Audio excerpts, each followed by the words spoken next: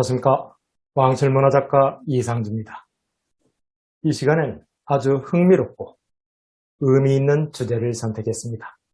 세종대왕이 발표한 한국, 일본, 중국의 민족성에 대해서 말씀드리겠습니다. 요즘 전쟁 중인 우크라이나와 러시아는 같은 민족일까요? 다른 민족일까요? 보는 사람마다, 학자마다 의견은 엇갈리고 다를 수 있습니다. 이 화면에서 보이는 남자가 찍는 바다와 여자가 찍는 바다는 다르게 나타날 수 있습니다. 또 남자가 찍는 그 시각과 각도와 여자가 찍는 각도가 방향이 다르죠. 즉, 이 사진을 찍었을 때 바다는 전혀 다른 모습으로 나타날 수 있습니다. 이것처럼 보는 관점에 따라서, 시각에 따라서 모든 것은 다양하게 나타날 수 있습니다. 제가 생각할 때 러시아와 우크라이나는 크게 보면 범슬라브족으로 같지만 세부적으로 보면 역사와 문화 배경에서 차이가 나는 다른 민족이라고도 할 수 있습니다. 자, 그렇다면 민족은 무엇인가? 민족성은 존재할 것인가? 라는 궁금증이 생기게 됩니다. 자, 러시아와 우크라이나 관계는 마치 고조선 강역에 있던 나라들이 분화가 돼 부여, 고구려, 백제, 신라, 말갈, 몽골의 일부 등으로 분화된 것과 비슷하다고도 할 수 있습니다. 이처럼 민족은 보는 이마다 입장에 따라, 관점에 따라 다르게 표현되고 해석될 수 있는 분야입니다. 그렇다면 세종대왕은 민족을 생각했을까요? 민족이라는 개념이 있었을까요? 국민과 혼용되기도 하는 민족은 전통시대 개념에는 거의 없었죠. 이것은 근대 정치의 산물로 볼 수 있습니다. 식민정책이 활개치던 19세기부터 요즘 말하는 민족이 부각되었습니다. 대표적인 민족 연구서가 미국의 인류학자 루스 베네딕트가 쓴 국화와 칼입니다. 미국은 2차 대전 중에 적국인 일본에 대해서 알 필요가 있었습니다. 그래서 일본의 민족성을 연구하기 위해서 1944년 6월 베네딕트에게 일본인의 행동과 성격 연구 프로젝트를 줍니다. 이처럼 민족 연구는 정치적 의도가 밀접하게 관련되어 있습니다. 이에 비해 전통시대에는 민족이라는 개념이 불분명했습니다. 혈연 공동체보다는 왕을 중심으로 한 정치, 생활 공동체로서 의식이 강했습니다. 혈연 공동체든 정치 공동체든 수백 년, 수천 년 동안 상호작용이 지속되면 그 지역, 그 사람들에 대한 고유한 특질이 나타납니다. 이것이 지역성이고 이것이 민족성이라고 할 수 있습니다. 어떤 민족이 생성되고 발전되는 과정에서 구성원들에게 일반적인 보이는 특징을 말하는 거죠. 이것이 바로 요즘 말하는 민족성으로 정치 행위 때 주요한 판단 자료가 됩니다. 세종도 통치 차원에서 우리나라와 주변국의 민족성을 연구했습니다. 세종이 연구한 방법은 많은 독서와 학자들과의 대화를 통해서 조선과 명나라, 일본 백성들의 성향을 알아보았습니다. 먼저 세종대왕이 분석한 조선 사람들의 성향입니다. 세종대왕은 조선 사람은 심성이 고와서 거짓말로 남을 모함하지 않는다고 칭찬을 합니다. 반면에 정이 넘친 탓인지 비밀 유지가 되지 않는 것에 대해서는 안타까워하죠. 일본에 대해서는 일본 사람은 강하고 악하다. 그런 종족이다라고 정의를 내렸습니다. 자, 강하고 악하지만 반면에 마음이 쉽게 변하지 않는 절제와 치주가 있다. 윗사람에 대한 절대적인 충성심은 우리가 참고할 만하다라고 말씀하셨습니다.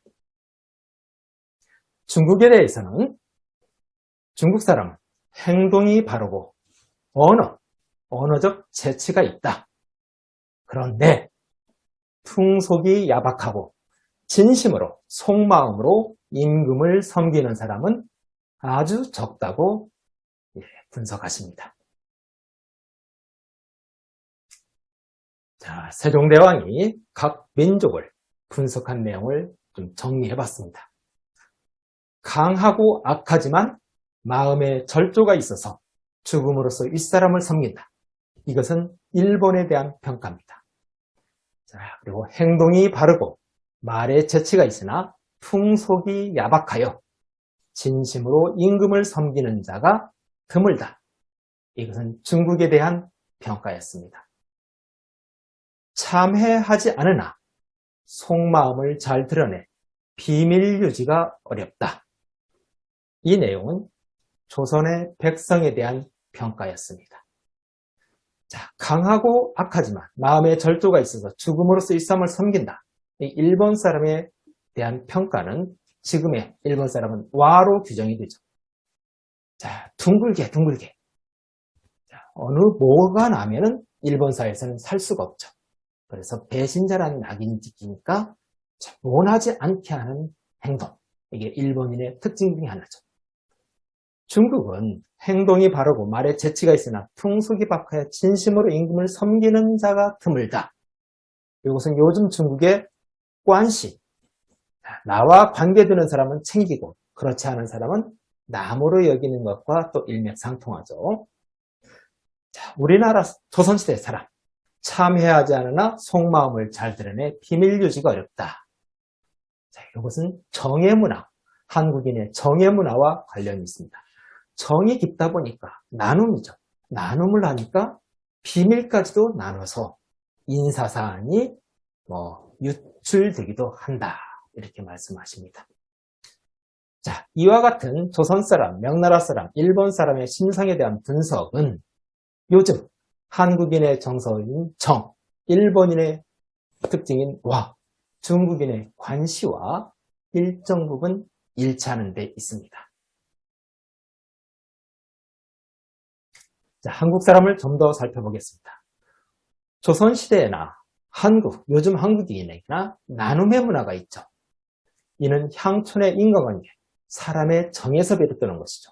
정에 의지하는 문화는 맺고 끊는 게 약할 수밖에 없습니다. 야박하게 매몰차게 행동하면 정이 없다는 소리를 듣죠. 이 같은 문화는 공과 사를 명확히 구분하지 못하는 단점으로 나타나기도 합니다.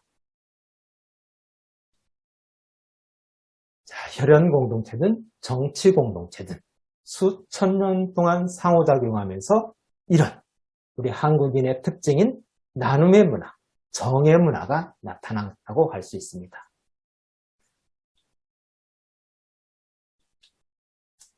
자, 그 결과 세종시대 때 공직자 인사 비밀도 누설해두기도 합니다. 산업화 과정에서는 이제 우리 1960년대 이후 산업화 과정에서는 빨리빨리 문화, 급한 성격, 아주 대단한 성실함, 그리고 근면성, 단결력 등이 또 우리 민족의 특징으로 나타나기도 합니다. 일본은 어떨까요? 일본인의 생존 전략은 모나지 않는 삶이라고 할 수 있습니다. 사무라이 정권과 지방 분권 사회였던 일본에서는 전체를 떠나 개인으로서 삶은 상상하기 어렵습니다. 조직의 규칙에 순응하는 인간만이 존재할 수 있는 사회라고 할 수 있죠. 개인의 튀는 행동은 자칫 조직의 입장에서는 배신자가 될 수 있는 문화이기 때문에 모나지 않게 행동하려고 하는 게 일본인의 습성이라고 할 수 있습니다. 순응하지 않고 불응하면 배척되는 사회가 일본 사회다. 개인이 아닌 집단 구성원 규칙 속에서 살아야 하는 문화로서 개인은 몸을 낮추고 사는 게 일본 문화의 특징이다라고 말씀드릴 수 있습니다. 중국인은 관계에 깊은 의미를 두죠. 내가 아는 사람은 지극히 챙기죠. 반면에 끈이 없다면은, 특별한 인연이 없다면 남이나 다름없는 분위기도 조금은 있죠. 관심을 두지 않으면 타인에 불과하다. 이 같은 문화가, 이 같은 배경이 명나라 시대는 임금이 죽었다는 소식에도 불구하고 관리가 술 마시고 춤추는 행태로 나타나는 것이죠. 이 같은 문화는 조선 사회에서는 상상도 할 수 없는 문화죠. 자, 즉 중국은 나에게 특별한 사람만 각별히 챙기는 경향이 있다. 자, 요즘 들어서는 중화사상 그리고 경제적, 군사적 대국이 되면서 자신감도 집단 문화로 자리 잡는 경향이 있습니다.